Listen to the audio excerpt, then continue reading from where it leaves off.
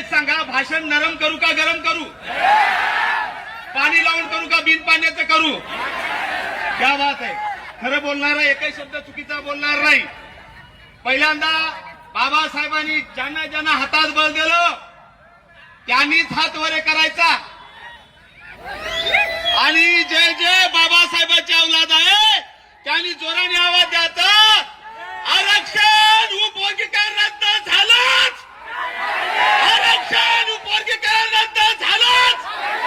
धन्यवाद. परत एकदा जे जे या ठिकाणी उपवर्गीकरण रद्द झालं पाहिजे तुम्ही आलेत त्याच औलादीला मला सांगायचं, मी हात वरे केले की फक्त जात आहे म्हणायचं. जात हा शब्द विचार या अर्थाने वापरतो मी. सगळे आरक्षण उपवर्गीकरण रद्द करणारच, कारण संविधानाची साथ आहे. आरक्षण उपवर्गीकरण करणारच, कारण संविधानाची साथ आहे. अबे मरेल पण पडणार नाही. ही आंबेडकरांची, ही आंबेडकरांची, ही आंबेडकरांची. विचार करा, विरोध करण्याची पातळ होईल की नाही? काय होईल की नाही? मी अत्यंत मी संदर्भाशिवाय कुठंच बोलत नाही. लक्षात घ्या, आपण सर्वांनी लक्ष द्यावं. मला सांगा, आग कोणी लावलं? चोर कोणी म्हटलं? दरोडेखोर कोणी म्हटलं? फुले शाहू आंबेडकरांचा महाराष्ट्र नाही कोणी म्हटलं? मग मिरच्या लावली की आग व्हायली, आग व्हायली, आग व्हायली म्हणतात. कोणी आग लावली रे? तुम्हाला बाबासाहेबांनी अधिकार दिला आणि ब्राह्मणालाही दिला. मागा तुम्ही संविधानाच्या अधीन आर्टिकल 19(1)(2) सांगतं, विनाशस्त्र शांततेच्या मार्गाने आंदोलन करा ना. जोरात आणायची काही गरज होती का? होती. कोणीतरी आमचं साहेब आदरणीय, आमचे मार्गदर्शक आदरणीय पूजनीय आंबेडकर साहेब आहेत. मला सांगा, कोणीतरी म्हटलं अण्णाभाऊ साठे महापुरुष नाही, चुकून गेला शब्द, आम्ही मानतो अण्णाभाऊ साठेला. माझ्या प्रश्नाचं उत्तर द्या. माझ्या बांधवाला ज्यांनी टार्गेट केलं महापुरुषाच्या नावाने, त्यांनी उत्तर द्यायचं. चुकून म्हटलं महापुरुष नाही. डेट वाईज सांगतो, मी जबाबदारीने बोलतोय, पुन्हा संदर्भ देणार आहे. होय, अण्णाभाऊ साठे महापुरुष नाही. संदर्भ ऐका. जानेवारी 2022ला केंद्रीय सामाजिक न्याय विभागाच्या अधिपत्याखाली असलेलं डॉक्टर बाबासाहेब आंबेडकर फाउंडेशनच्या वतीला तुमच्या एकलाच उदगीरचा बोकड्या यांनी एक पत्र लिहिलं. बालेराव नावाचं काहीतरी आहे.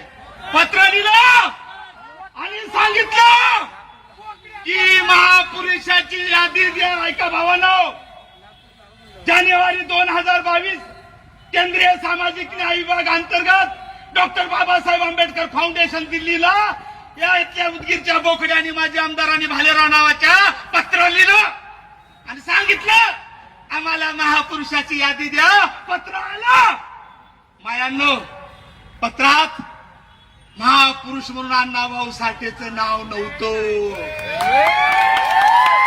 मला जे चाटे क्लास, चाटे क्लास म्हणजे दुसरं काही नाही, आरएसएसचं मी टोपण नाव ठेवलं.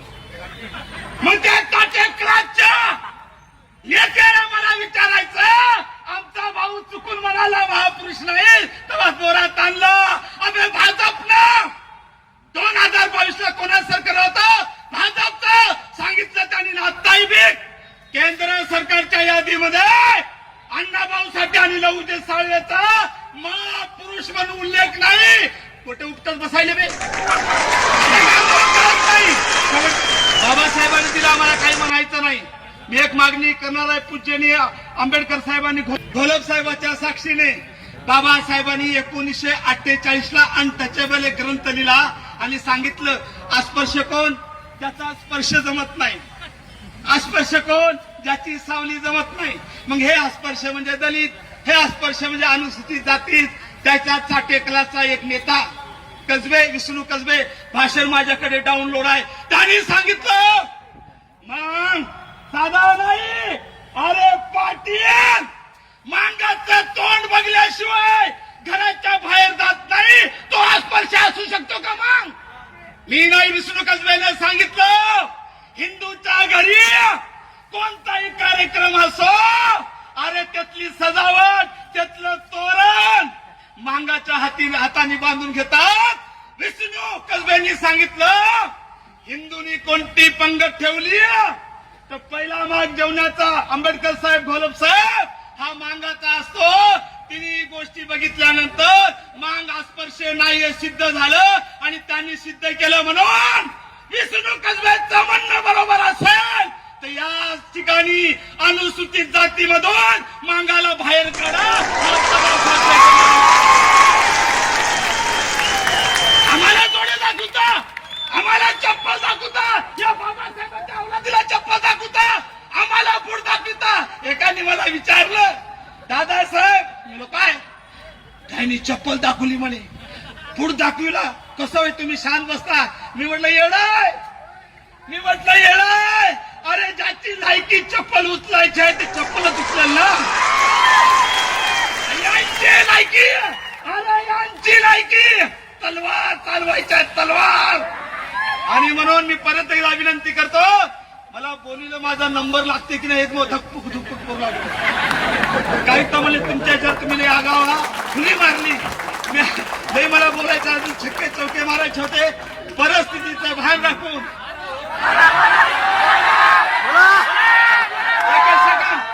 शेवट मुद्दा सांगतो, शेवट एकच मिनिटाचा तुमच्या खातीर. बरं मला सांगा, अहो मातांगानं, माझं आरक्षण आमचं काही म्हणणं नाही, संविधानिक अधिकार आहे. बुद्धाला टार्गेट कशाला करताय? बुद्धाने काय वाईट केलं तुमचं?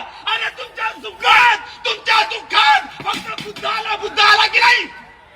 बुद्ध आला की नाही? आता माझ्या भावाने सांगितलं 50,000 दिले म्हणून. अरे तुम्ही मागा ना, त्याची एकच ब्रँड चालू आहे, डंगच्या डंगच्या, डंगच्या डंगच्या, डंगच्या डंगच्या. काय बुद्धानी खाल्लं आणि बुद्धानी खाल्लं, बुद्धानी खाल्लं आणि बुद्धानी खाल्लं. होय बे, आता विरोध करणाऱ्या नेत्यांनो, जर आरक्षण बुद्धांनी खाली असतं तर तेव्हा काय पांदीला खूप खात होते काय? आरक्षण कोणी खाल्लं? डेट घ्या. आरक्षण 1% कोणालाही भेटलं नाही, माझ्या चांभार भावाला नाही. आजचं प्रतिनिधित्व चांभाराचं 0.941 चांभार, 1%ही नाही. 2 नंबर आरक्षणाची टक्केवारी खाटीक 0.935, 3 क्रमांकाला महार 0.920 आणि 4 क्रमांकाला माझा मातंग समाज 0.894. थोडा फरक आहे आणि लोकसंख्येने 10 पट आम्ही आहो मागापेक्षा. पण तुम्ही आरक्षण आमच्या बरोबरीला खाल्लं, थोडा फरक आहे. उलट आमचा आरोप आहे, बुद्धाचं आरक्षण जरी कोणी खाल्लं असेल, मी पुरावा सिद्ध करतो, मांगाने आमचं आरक्षण केलं, हाही माझा या ठिकाणी आरोप आहे.